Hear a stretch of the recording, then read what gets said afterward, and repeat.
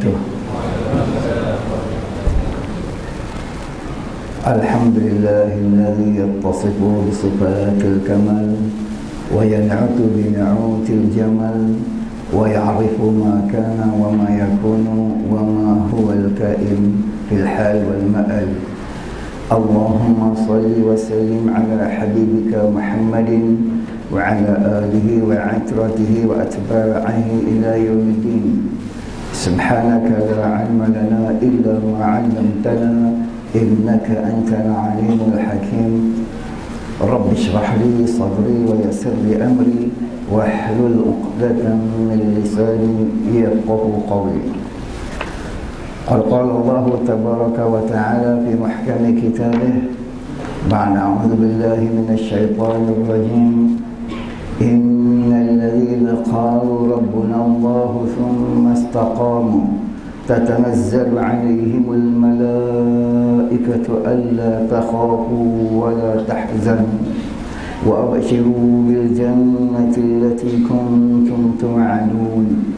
Nahnu awliya'ukum fil hayatid dunya wa fil akhirah wa lakum fiha ma tashtahi anfusukum walakum fiha ma tad'un nuzulan min ghafurir rahim.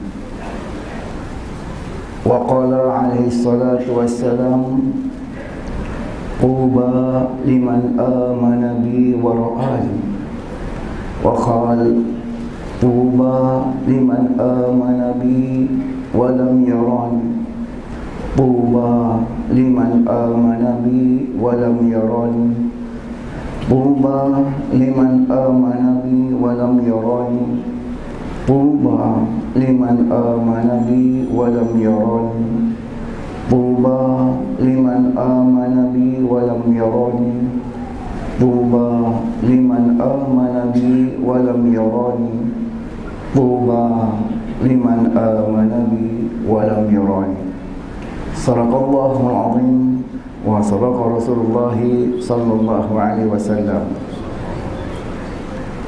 Yang dimuliakan tuan-tuan imam, pegawai masjid, ahli jawatan kuasa masjid, pimpinan masyarakat, tuan-tuan guru, asatizah, tuan-tuan anak-anak sidang jemaah tetamu Allah yang dimuliakan. Alhamdulillah, dengan rahmat dan kasih sayang Allah, Allah telah letakkan kita di dalam rumahnya sebagai tetamunya pada petang ini, sebagai bukti tanda yang Allah itu sayang kepada kita. Bila Allah sayang kepada satu orang hamba-Nya, Allah akan pilih dan letak dia di tempat yang Allah redha. Kalau kita nak menilai di manakah kedudukan kita di sisi Allah, perhatikan di mana Allah letak kita.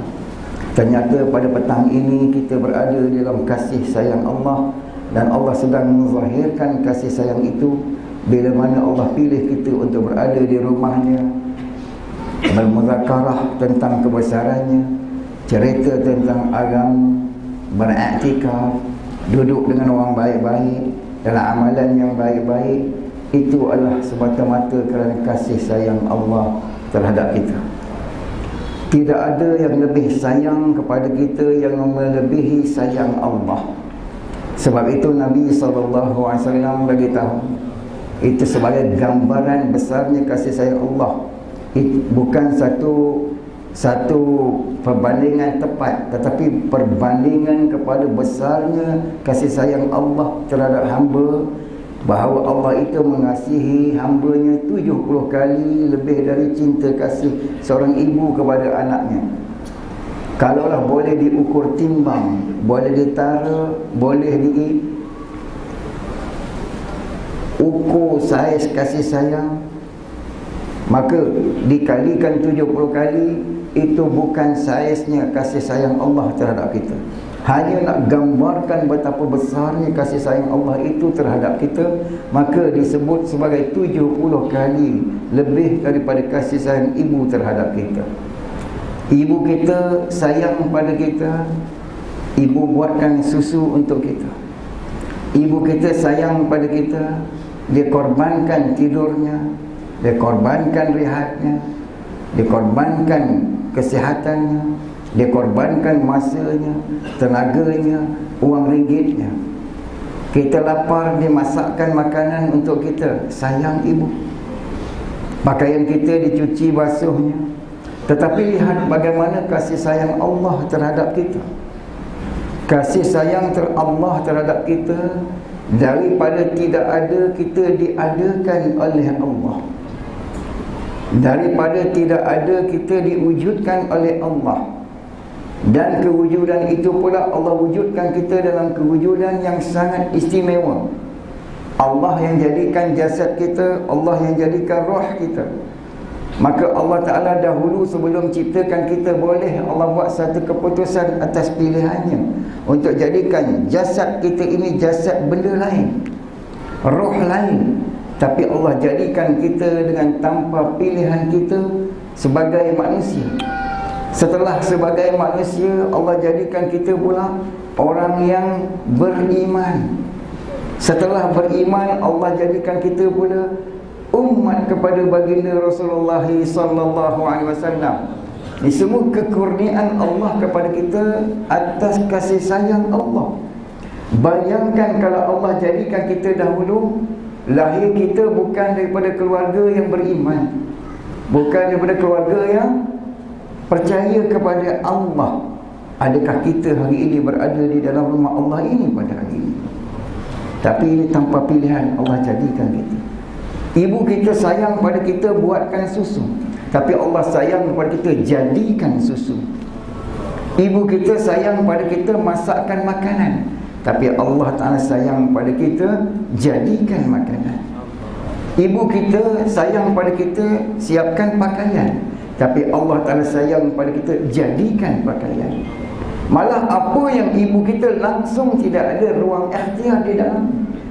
Kita hidup, lahir ke muka bumi, perlukan udara. Allah jadikan untuk kita udara. Walhal kalau kita pergi ke bulan, di bulan tak ada udara, di matahari tak ada udara, di Marikh tak ada udara, di Pluto tak ada udara, di Zuhrah tak ada udara. Dekat bumi ni, kerana bumi ini Allah nak jadikan tempat manusia, Allah jadikan untuk manusia itu udara dengan kasih sayang. Sama ada manusia itu beriman atau tak beriman kepadanya, Allah tetap berikan udara yang percuma.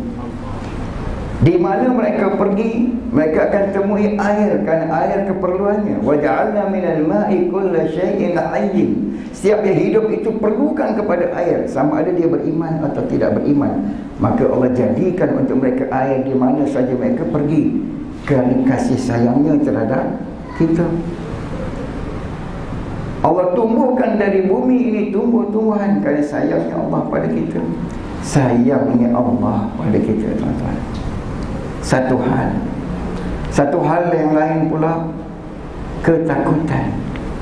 Dalam hidup kita ini, apa yang paling kita takut? Dan di manakah masanya paling kita takut? Bila masa paling kita takut? Di mana tempatnya paling kita takut dan merasakan ketakutan? Barangkali pernah kita ada pengalaman, kita dalam hidup kita ni ada dah 5 siri, ada 6 siri, 7 siri pun ada. Dalam tempoh hidup yang kita panjang Allah bagi, barangkali pernah kita melalui satu peristiwa yang amat menakutkan kita. Tak kira lah apanya. Kalau saya sendiri, pengalaman saya, maklum orang faham duduk lautan, pengalaman saya paling menakutkan saya ialah bila saya berhadapan dengan harimau seorang sama seorang. Takut sungguh. Jadi saya katakan itu saat yang paling takut bagi saya. Tetapi sebenarnya itu belum takut lagi. Saat yang paling ditakuti dan menakutkan bagi seorang manusia itu ialah saat bila Allah pujuk, tidak ada ketakutan di situ. Kalau Allah yang maha hebat, yang maha agung, yang maha tinggi, maha besar itu memujuk dan memberi kepadanya tasliyah, bahawa jangan takut, berarti itulah ketakutan yang paling hebat. Di mana Allah beritahu kepada kita supaya jangan takut? Di mana Allah beritahu kita supaya jangan sedih? Di tempat itulah beradanya ketakutan yang amat menakutkan, kesedihan yang amat menyedihkan. Dalam ayat yang saya bacakan di permulaan tadi, iaitu innal ladzina qalu rabbuna Allah tsumma istaqamu tatanazzalu alaihimul malaikatu alla takhafu wa la tahzanu. Ternyata saat yang paling menakutkan kita ialah bila mana roh kita berada di halqum. Bila mana roh nak keluar daripada jasad, itulah saat yang paling menakutkan. Itulah sakit yang paling menyakitkan untuk seorang manusia yang berada atas muka bumi ini. Tak ada satu orang pun yang ada di atas muka bumi ini yang pernah berhadapan dengan peristiwa ngeri gerun yang menakutkan, lebih menakutkan daripada saat rohnya akan berpisah dengan jasad. Kerana itu Allah sebut di saat tersebut untuk orang-orang yang tertentu, alla takhafu, bahawa tidak perlu kamu takut. Sebab ianya satu tempat yang amat menakutkan, tapi untuk kamu tidak perlu takut. Wala tahzanu, dan tidak perlu kamu sedih. Kerana ketakutan untuk berpisah roh dengan jasad adalah ketakutan yang tidak ada ubat, dan akan menjadi tenang dari ketakutan itu hanya dengan pujukan dari Allah Subhanahu wa ta'ala. Tanpa itu satu orang tetap akan merasa takut. Maka Allah pujuk dengan berita gembira, tatanazzalu alaihimul malaikah. Malaikat diturunkan oleh Allah di saat berpisah roh dengan jasadnya. Siapa? Yang berkata Rabbuna Allah tsumma istaqam. Mereka berikrar Allah Ta'ala adalah Tuhan kami, kemudian istiqamah atas ikrar itu. Maka istiqamah atas ikrar itu ialah dia istiqamah atas perakuannya sebagai satu orang hamba Allah, satu orang yang beriman, satu orang yang Islam, satu orang yang bertakwa dengan istiqamah, iaitu iman, Islam, takwanya adalah iman, Islam, takwa yang betul. Iman, Islam, takwanya adalah iman, Islam, takwa yang konsisten. Iman, Islam dan takwanya itu adalah iman, Islam, takwa yang berterusan.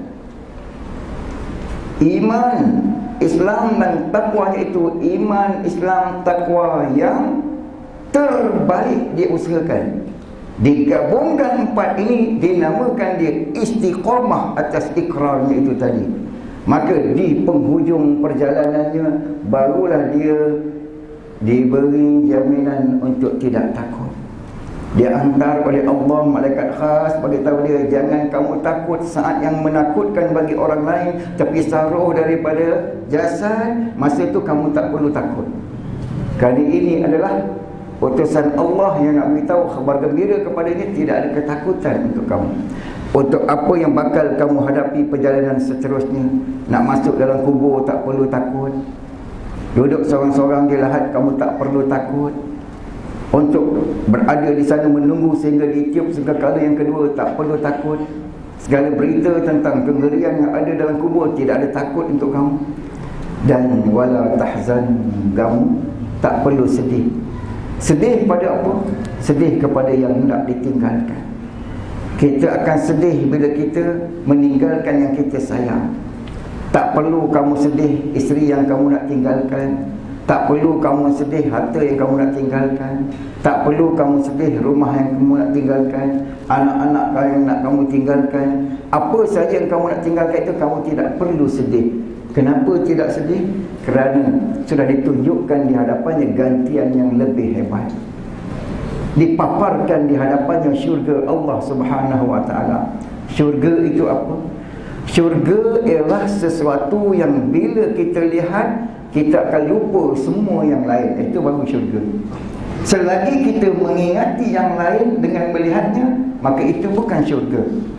Dalam Sahih Muslim ada diceritakan seorang daripada kalangan ahli syurga yang ketika hidupnya dahulu tidak pernah senang, tidak pernah sihat, tidak pernah bahagia, tidak pernah dia gembira, susah sepanjang hayatnya. Tetapi ternyata dia ahli syurga. Lalu dilintaskan satu kali lintas di dalam syurga. Kemudian ditanya kepadanya, pernahkah kamu susah ketika hidup dahulu? Dia kata tak pernah. Kenapa tak pernah? Walhal dia sepanjang hayatnya susah. Kerana syurga melupakan segala-galanya. Itu syurga. Syurga akan lupakan segala-galanya, tak ingat lagi yang lain. Bila tengok syurga sekaligus. Begitu juga yang namanya neraka itu apa? Yang namanya neraka ialah azab yang mana bila lihat, belum lagi tanggung, bila lihat segala kesusahan dan azab yang lain, segala kesenangan yang ada akan terlupa daripadanya. Sambungan riwayat tadi, seorang yang paling kaya, paling senang, paling sihat, paling bahagia ketika hidupnya, ternyata bila mati tempatnya di dalam neraka. Dia dicelupkan satu celupan, maknanya dilintaskan sekali lintas saja dalam neraka, bukan duduk lagi dalamnya. Kemudian ditanya kepadanya, pernahkah kamu bahagia dahulu? Pernahkah kamu senang dahulu? Dia kata tak pernah.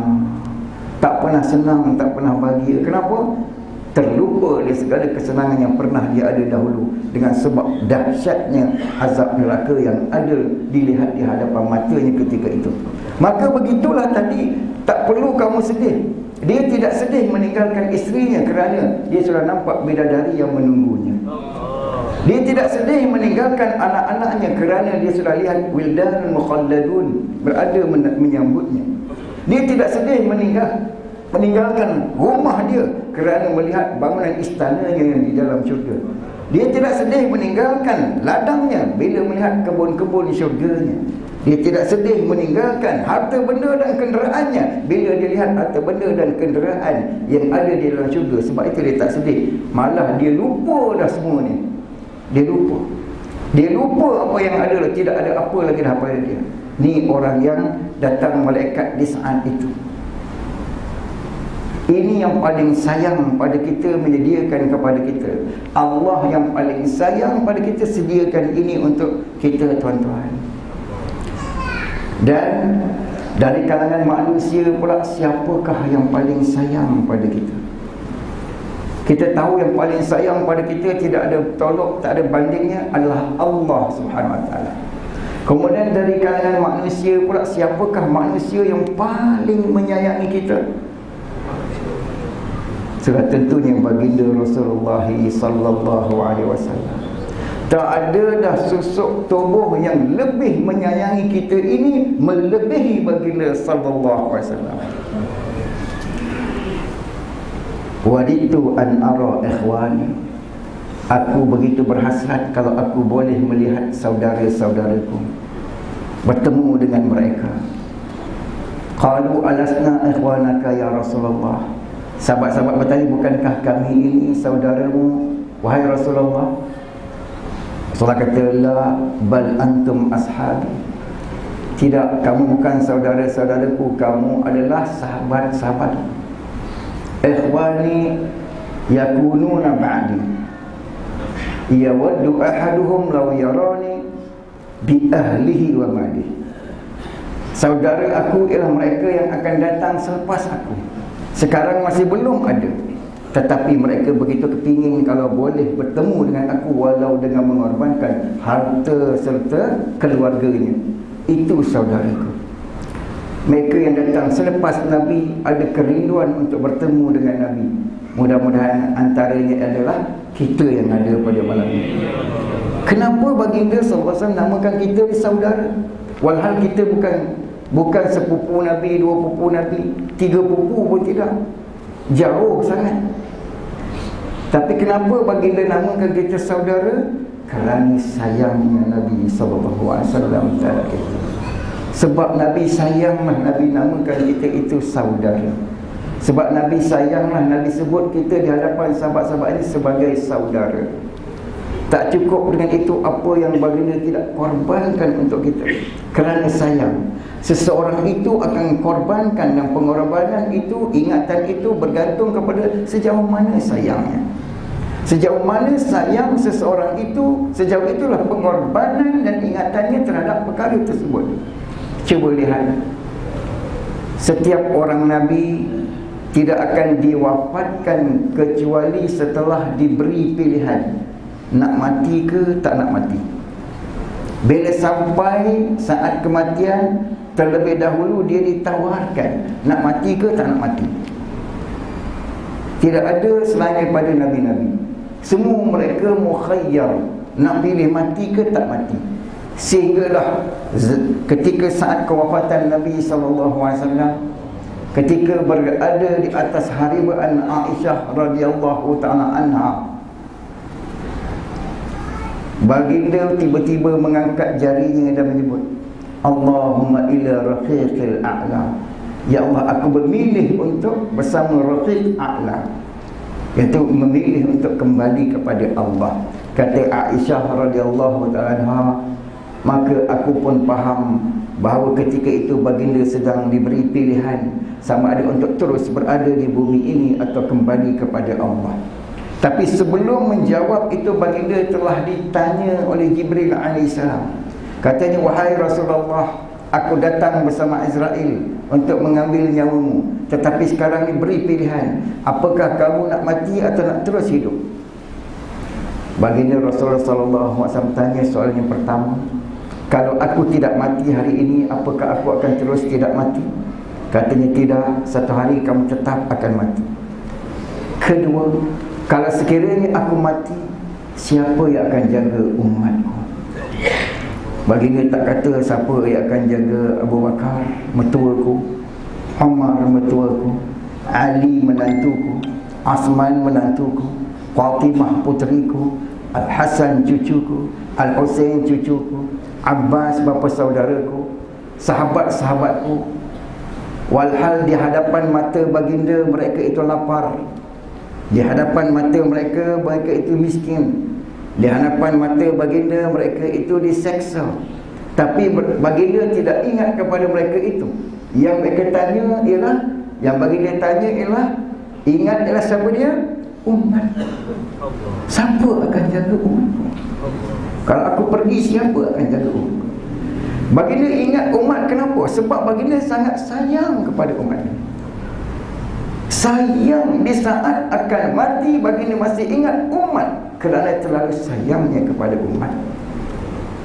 Sebab itu saban malam bila nak tidur, baginda akan letakkan tapak tangan kanannya di pipi kanannya macam ni.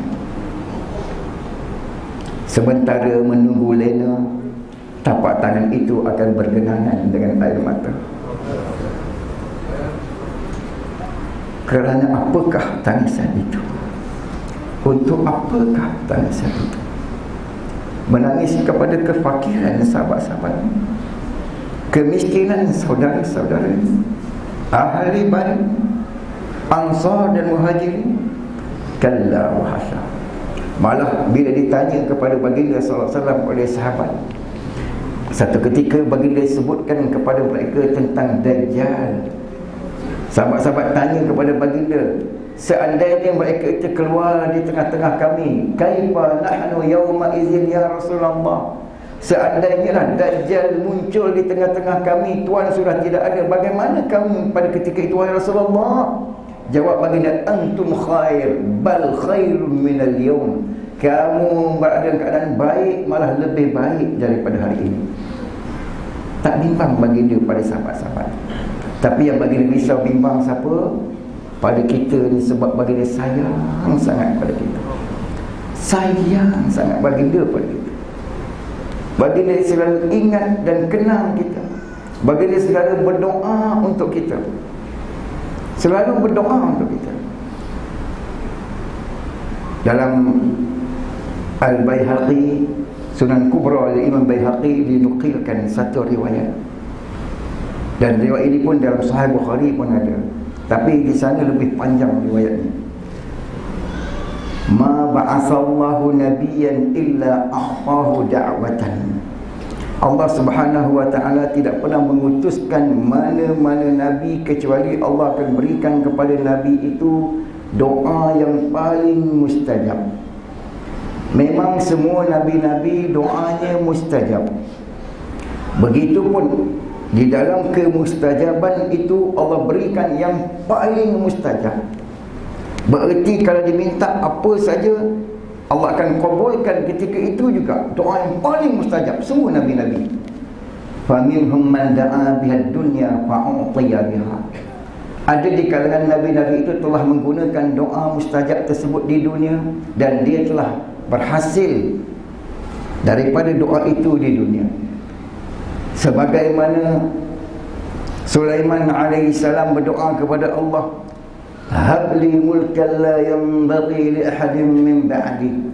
Wahai Allah, anugerahkan kepadaku sebuah kerajaan yang tidak sedia dimiliki oleh sesiapa pun selepas dari aku, dengan doa yang paling mustajab. Lalu Allah berikan kepada Sulaiman alaihissalam sebuah kerajaan yang tidak ada tolok bandingnya sehingga ke kiamat. Dia punya dewan parlimennya ada 600 kerusi dan dewan itu akan bergerak. Kalau mesyuarat untuk urusan Yaman, dewan itu akan bergerak ke Yaman. Untuk mesyuarat urusan Syam, dia akan bergerak ke Syam. Untuk mesyuarat urusan di barat ke barat, timur ke timur. Dengan parlimennya sekali bergerak. Dengan parlimennya sekali bergerak. Bila mana Balqis hantar hadiah kepada Sulaiman alaihissalam untuk memujuk Sulaiman alaihissalam supaya tidak melanggar negaranya, Sulaiman alaihissalam buatkan jalan-jalan, dataran, bukan jalan, dataran selebar 70 hasta, sepanjang 70 batu daripada emas, jongkong-jongkong emas. Begitu kaya sekali. Sebab anugerahkan kepadaku sebuah kerajaan yang tidak sedia dimiliki oleh siapa-siapa selepas daripada aku. Allah beri. Wa minhum man da'a biha ala qaumihi iz asahu fa'uhliku biha. Antara mereka itu ada yang menggunakan doa yang paling mustajab tadi ke atas kaumnya ketika kaumnya itu menderhakai mereka, lantas mereka dihancurkan dengan doa tersebut juga.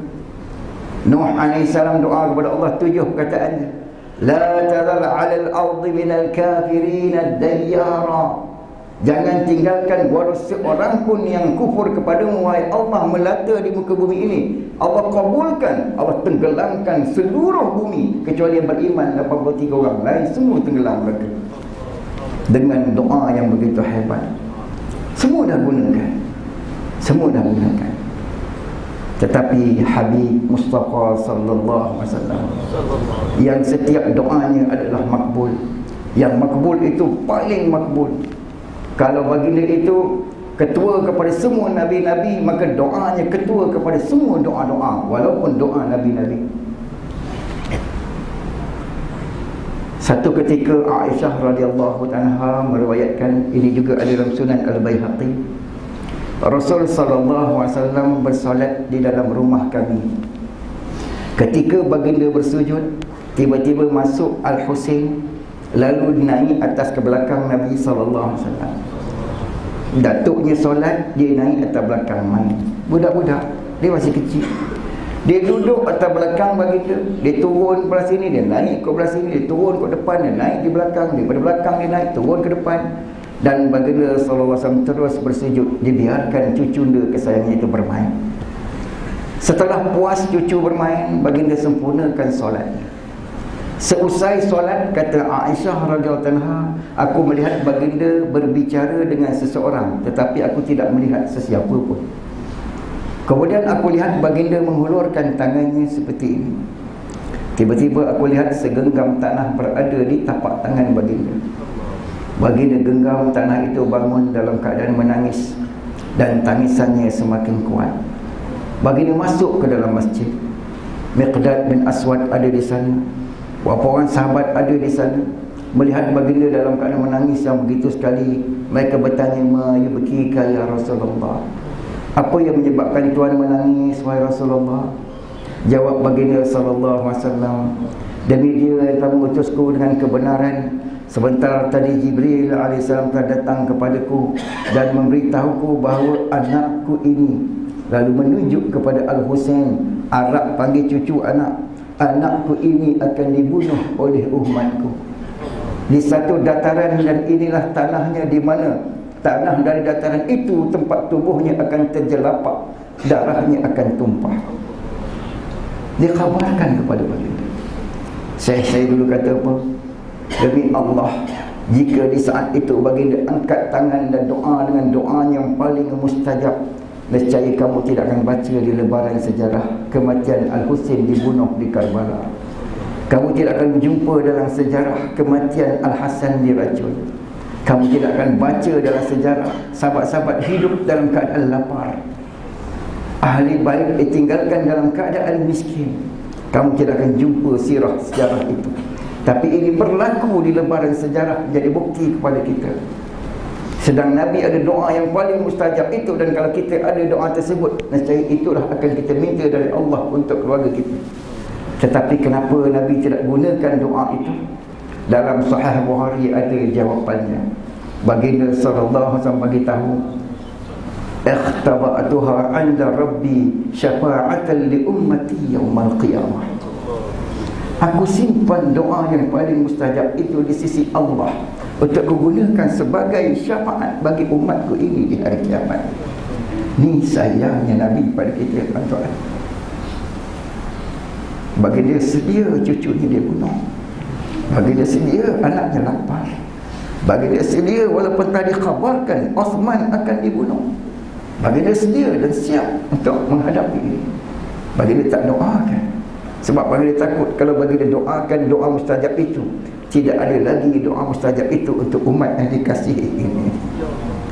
Tidak ada lagi doa mustajab itu untuk umat yang dirindui. Tak ada lagi. Sebab itulah kaitan antara kita dengan Rasulullah sallallahu alaihi wasallam tidak pernah berakhir walau kita tidak pernah bertemu dengan baginda. Besok bila kita mati, riwayat Al-Imam Bukhari dalam bab solat Jumaat, bab solat Jumaat, tapi dinukilkan riwayat ini. Yu'ta ahadukum fayuqalu,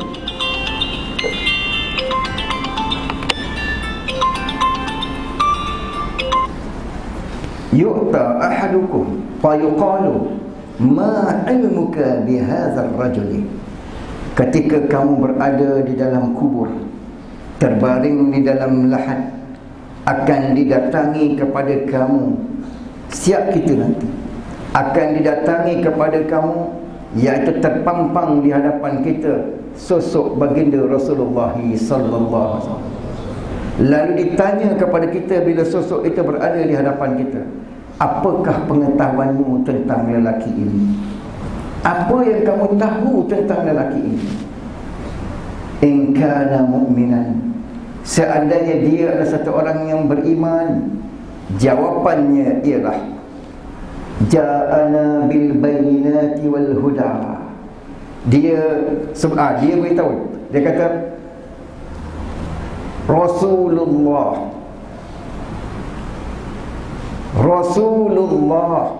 huwa Rasulullah Muhammad sallallahu alaihi wasallam ja'ana bil bayinat wal huda. Dia adalah Rasulullah, namanya Muhammad sallallahu alaihi wasallam, telah datang kepada kami dengan hujah-hujah dan keterangan-keterangan serta petunjuk. Amanna bih, ajabnahu, ata'nahu, wasaddaqnahu.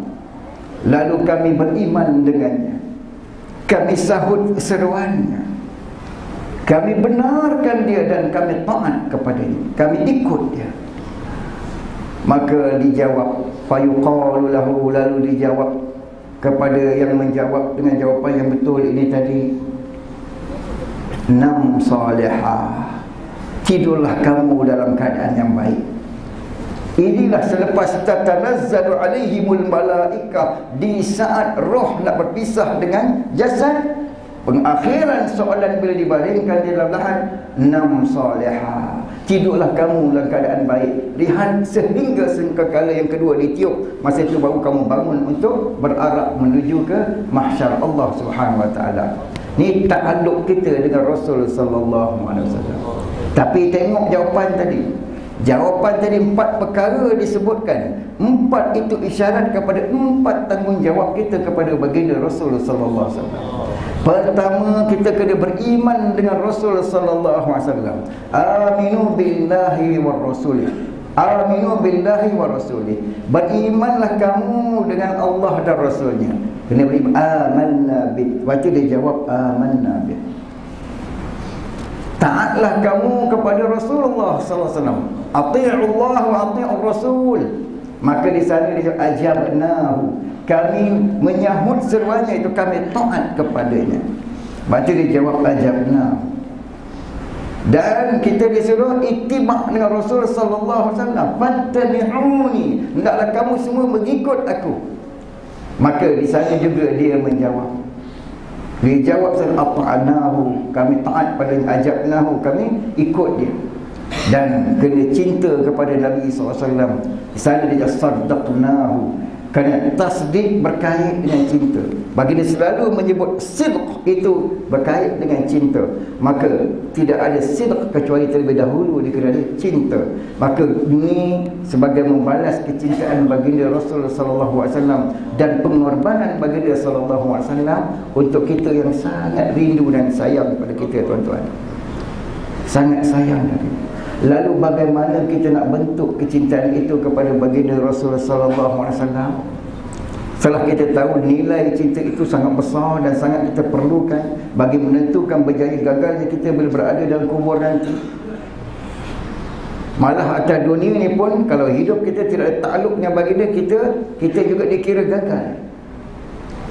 Wa man yuti'illaha wa rasulahu faqad faza fawzan 'azima. Orang yang Allah isytiharkan sebagai berjaya atas muka bumi ini ialah yang taat Allah, taat Rasul. Walau dia tidak ada apa-apa, tapi dia taat Allah, taat Rasul, itulah ukuran kejayaan atau gagalnya. Sebaliknya, kalau dia ada segala-galanya, dia tidak taat Allah, dia tidak taat Rasul, dia adalah gagal. Lalu nak bina keimanan, ketaatan, ittiba', cinta kepada Rasul sallallahu alaihi wasallam, bagaimana dan di mana permulaannya? Maka sebab itulah diadakan program seperti ini. Kan permulaannya di sini. Di sini bermulanya. Kita mulakan di sini untuk bentuk semua itu. Kita perlukan satu environment. Kerana cinta itu akan datang bila kita kenal akan sesuatu itu. Lalu kita duduk di sini, kita nak kenali Nabi sallallahu alaihi wasallam. Sebab itu dibacakan cerita kisah Nabi sallallahu alaihi wasallam, hadis-hadis Nabi untuk kita kenali baginda Rasulullah sallallahu alaihi wasallam. Kedua, setelah kita kenal, tak habis, kita kena cakap apa yang kita kenal itu. Dengan cakap kita akan cinta. Kenapa kita cinta pada kereta kita? Sebab sebelum kita beli kereta dulu, kita tengok dulu dah mana kereta yang kita nak beli, mengenali kereta yang paling sesuai dengan cita rasa kita. Dah kita buat pilihan, kita mula bercakap tentang kereta itu. Di mana-mana, dengan orang rumah pun kereta itu kita cakap, dengan kawan kita itu kita cakap. Kena elok kawan kita beli kereta jenis yang sama, kita pun tanya dia apa kelebihan-kelebihan kereta itu. Kita sentiasa bercerita tentang benda yang sama. Bertambah kecintaan kita pada kereta itu. Kemudian kita dengar pula lagi. Tak kita cakap, kita dengar pula lagi. Dah tahu dah, banyak ada maklumat, dengar lagi orang kata. Orang cerita lagi kelebihan-kelebihan itu. Masuk lagi kecintaan. Kemudian kita beri masa untuknya. Kita bagi masa untuk kereta itu. Akhirnya buat pengorbanan. 20 tahun simpanan, keluar satu hari, boom, bagi dekat salesman kereta. Untuk dapatkan kereta itu, kita buat pengorbanan. Lalu dengan itu kita sayang sangat kereta. 3 bulan dah beli plastik pun tak buka lagi, sayang. Luar biasa sayang. Maka perkara yang sama ni, kita hari-hari kita belajar tentang Nabi SAW. Kita cakap tentang Nabi SAW. Kita dengar tentang Nabi SAW.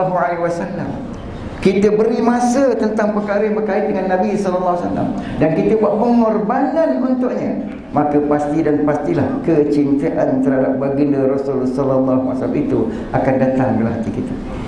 Tempat yang paling sesuai di mana? Ni dia. 5 perkara tadi buat di sini dalam rumah Allah. Ini kilang memprodukkan manusia. Nabi SAW sampai ke Madinah, perkara yang pertama baginda buat apa? Buat masjid. Mula-mula Masjid Quba, kita pindah ke Masjid Nabawi, masjid kita buat. Rumah pun menumpang di rumah sahabat. Rumah menumpang rumah sahabat. Tapi masjid baginda dah bina. Kenapa? Kerana nak memproses, memprodukkan manusia-manusia yang bermutu dan bernilai di sini. Daripada sinilah keluarnya Abu Hurairah yang asalnya tak pandai menulis, tak pandai membaca, tak pandai mengira, tapi diproses di sini keluar jadi muhaddis ummah. Ibnu Abbas radhiyallahu ta'ala budak kecil tapi diproses di sini keluar jadi mufassir ummah. Ibnu Mas'ud radhiyallahu ta'ala diproses di sini keluar jadi faqihul ummah. Hamzah radhiyallahu ta'ala diproses ini keluar jadi asadullah. Khalid bin Walid dalam tempoh yang singkat diproses di sini keluar jadi Saifullah. Abu Ubaidah bin Jarrah diproses di sini keluar jadi Aminul Ummah. Keluar berbagai-bagai jolokan yang hebat-hebat daripada kilang memproses manusia. Kalau Allah Ta'ala berikan kepada Nuh AS kapal untuk selamatkan umatnya, bahtera untuk selamatkan umatnya, bahtera yang ditinggalkan oleh baginda Rasulullah SAW kepada umat ini ialah ni dia rumah-rumah Allah. Siapa yang masuk dalam bahtera ini, insya-Allah dia akan selamat walau tsunami sehebat mana pun di luar sana. Jadi duduk dalam rumah Allah ni, apa yang kita nak buat? Kita kena generate mesin-mesinnya supaya beroperasi, dan kita kena siapkan operator-operatornya. Mesin yang memproses manusia itu, yang menghasilkan produk yang hebat ni tadi, 4 perkara. Pertama, program dakwah, itu satu mesin. Kedua, program ta'lim ta'lum, belajar dan mengajar, itu satu program, satu mesin. Ketiga, dakwah, ibadat, zikir dan ibadat, ni satu mesin. Keempat, khidmat, ni satu mesin. 4 ni ada dalam setiap rumah Allah, akan mengeluarkan produk yang hebat-hebat ke seluruh dunia. Kalau buat bangunannya hebat dan canggih tapi 4 ni tak ada, dia jadi kilang yang tidak produktif. Ajib. Nabi SAW kata apa? An-nasu ma'adinu ka ma'adiniz zahabi wal fiddah. Manusia itu seperti galian emas dan perak. Galian emas dan perak itu, lombong emas dan perak itu berada di mana? Dalam tanah. Satu tempat dekat hutan Pahang. Dulu-dulu masa saya muda-muda, saya pernah masuk kawasan tu. Kita masuk tu, kita tak tahu apa pun. Ternyata hari ini tempat itu rupanya lombong yang mengeluarkan emas begitu banyak sekarang. Kita tahu emas tu bila dibuka lombong. Dulu kita duduk atas tak tahu apa pun. Maka manusia ni begitu juga. Mereka bertebaran di mana-mana. Tak diproses. Kita tak tahu bila tak diproses. Mereka adalah galian-galian yang terpendam. Tak diproses. Tak dilombong lagi. Tapi bila diproses di lombong, masuk dalam kilang ini, bila diprodukkan, ternyata keluar jadi orang yang hebat-hebat. Subhanallah. Analogi mudah lah. Analogi mudah kita nak faham. Kita duduk di Selangor, Lembah Kelang ni, dia banyak kilang besi. Kalau pergi jalan 225 kat PJ tadi, satu kilang besi tu. Kilang besi ni, dia ambil besi di mana? Dia akan pergi kampung-kampung, bawa lori, beli tin buruk, peti sejuk buruk, mesin basuh buruk, striker buruk, segala besi yang buruk dia beli. Dia beli berapa? Dia beli mesin sekilo. Dia bawa kat kilang ni, dia panaskan 12,000 darjah Celsius cair. Dia masuk dalam mall, dia buat plate-plate ikut mall yang dikendaki. Kemudian dah siap tu dihantar ke kilang kereta pula. Daripada 25 sen sekilo, dia proses jadi pelit-pelit yang tertentu, dia proses pula lagi, dia buat kereta, dia bubuh gambar singa seekor kat depan tu. Masa tu berapa harga dia sebiji? 35 sen sekilo lagi ke? Dah, 1 juta sebiji je. Dia taruh bintang depan tu, lambang bintang depan tu lah. Berapa harganya masa tu? 35 sen sekilo dah lah. 800,000. Kenapa? Sebab sudah diproses. Begitulah juga tadi. Daripada tak pandai mengira menulis, tapi bila dia proses jadi muhaddis ummah, bila dia proses jadi macam-macam.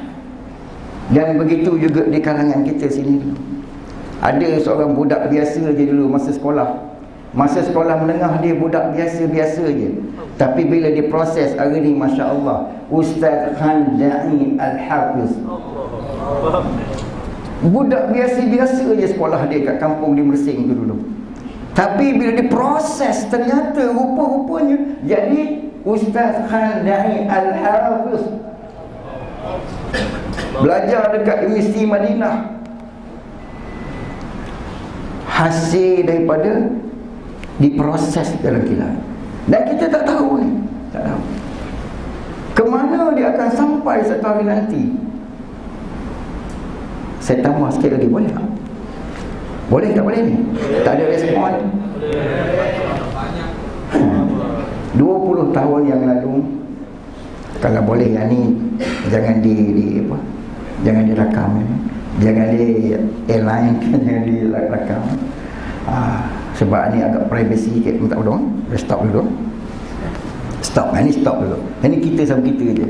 Jangan dikongsi dengan orang lain. Sebab ini agak privacy. 20 tahun dahulu. Tak ada yang rekam ya, minta maaf. Ni amanah, ni amanah. 20 tahun dahulu, tapi tinggal di Belgium. Dia tinggal di Belgium.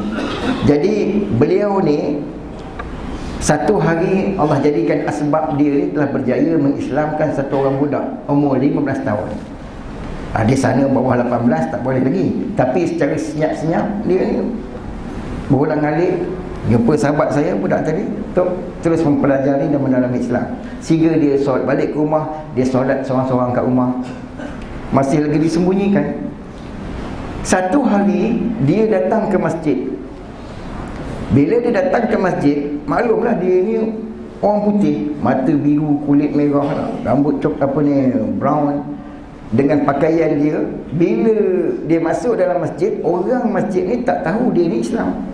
Jadi orang masjid ni halau dia. Kata ini bukan tempat bermain, main kat sana, tempat lain. Jadi perkataan ni menyebabkan dia sangat tersinggung. Betul lah rumah dia memang seberang jalan sana je. Jadi bila dia marah, dia suruh pergi main jauh-jauh, main tempat lain. Dia terus lari cross jalan menuju ke rumahnya tanpa tengok kiri dan kanan.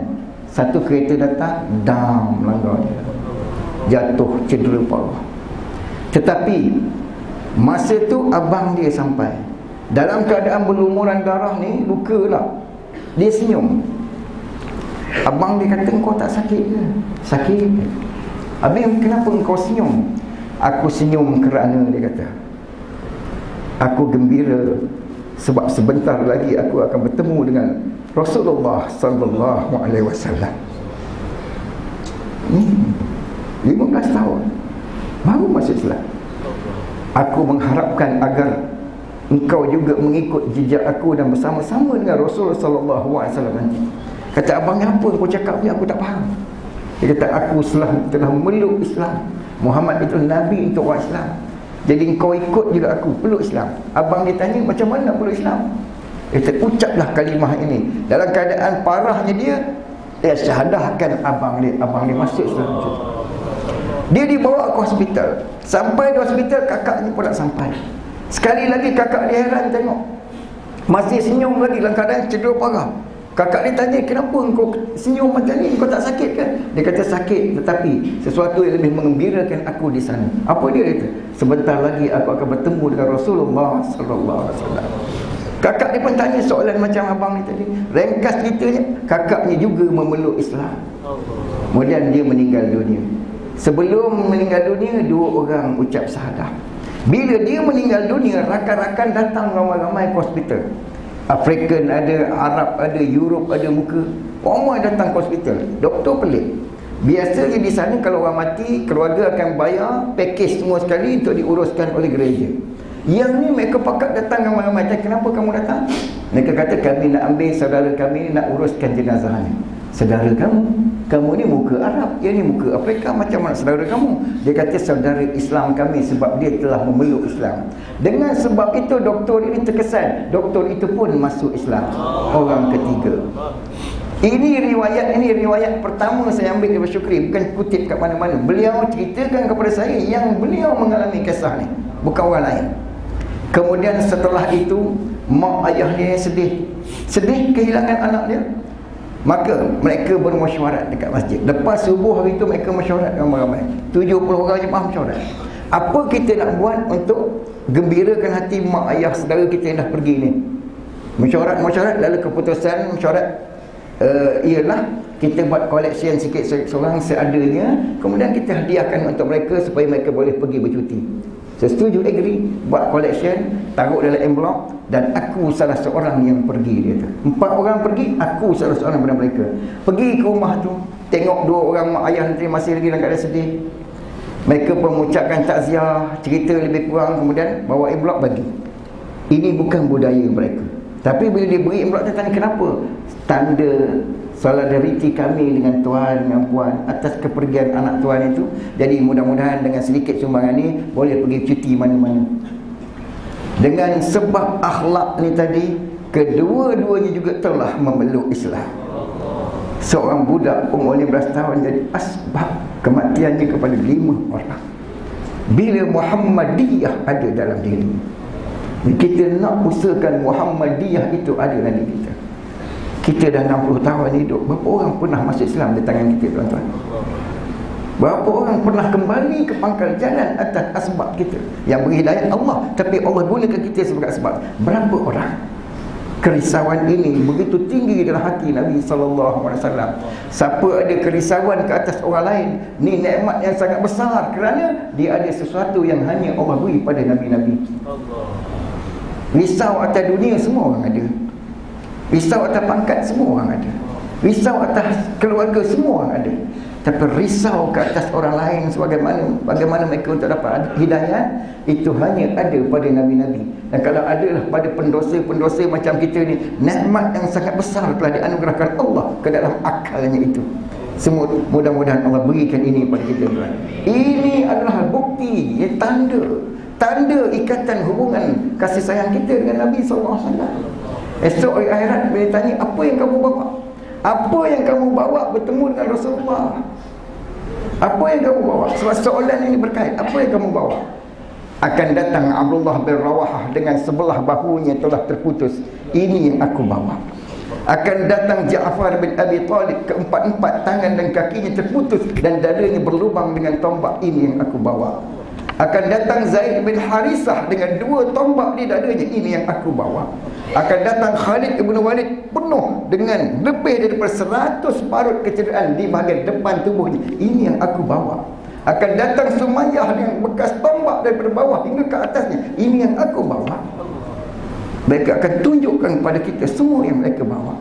Lalu kita nak bawa apa, tuan-tuan? Apa yang kita nak bawa? Apa yang kita nak bawa? Sedangkan Nabi wa ana waqifun inda sirat, sedangkan aku berdiri di tepi sirat. Rabbi ummati sallim sallim, Rabbi ummati sallim sallim. Ya Allah, ini umatku, ya Allah. Lepaskan dia menyeberang seberang ni, ya Allah. Lepaskan dia. Nabi yang pertama masuk syurga Rasulullah SAW, tetapi baginda yang terakhir rehat. Kenapa?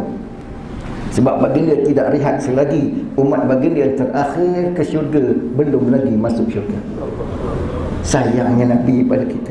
Maka cukupkah apa yang kita buat ini sebagai tanda balas sayang kita pada baginda? Oleh kerana itu, tuan-tuan, tak berhenti dengan bicara, kita kena buat usaha. Kita kena buat usaha. Ini adalah salah satu usaha untuk kita tingkatkan kecintaan kita, dekat kita kepada Allah dan Rasul sallallahu alaihi wasallam. Maka untuk itu insya-Allah taala saudara-saudara kita jemaah masih ada lagi di sini, maka insya-Allah taala kita jemput tuan-tuan yang daripada sini, orang tempatan, untuk bersama dengan jemaah kita di sini insya-Allah taala. Siapa sedia insya-Allah. Insya-Allah tuan, bagaimana insya-Allah. Lokman insya-Allah. Masya-Allah. Masya-Allah. Lagi tuan insya-Allah. Kita belajar insya-Allah. Apa yang kita cakap tadi, bagaimana kita nak belajar insya-Allah. Insya-Allah. Lagi tuan, ambil sunat saudara. InsyaAllah Aiman 4 bulan insyaAllah, amin. Haji Fadi insyaAllah.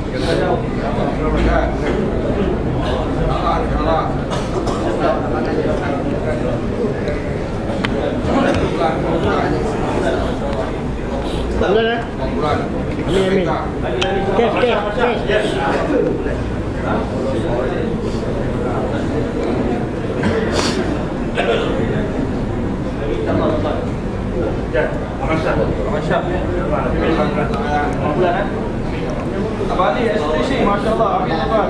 Sudah jauh BPNJ, masya-Allah. Abang Haji, 4 bulan sudah jauh, masya-Allah. 4 bulan dia STC. Abang Ali, Abang Imran, masya-Allah 4 bulan. Masya-Allah Ustaz Jen, Ustaz Jamal Jen, masya-Allah 4 bulan sudah jauh lagi. 6 bulan, 4 bulan, masya-Allah. Bulan insya-Allah tuan, lagi 40 hari insya-Allah PJ. Amin. Lagi tuan-tuan insya-Allah. Haji Sam masya-Allah. IPB masya-Allah. Lagi tuan-tuan. 4 bulan masya-Allah.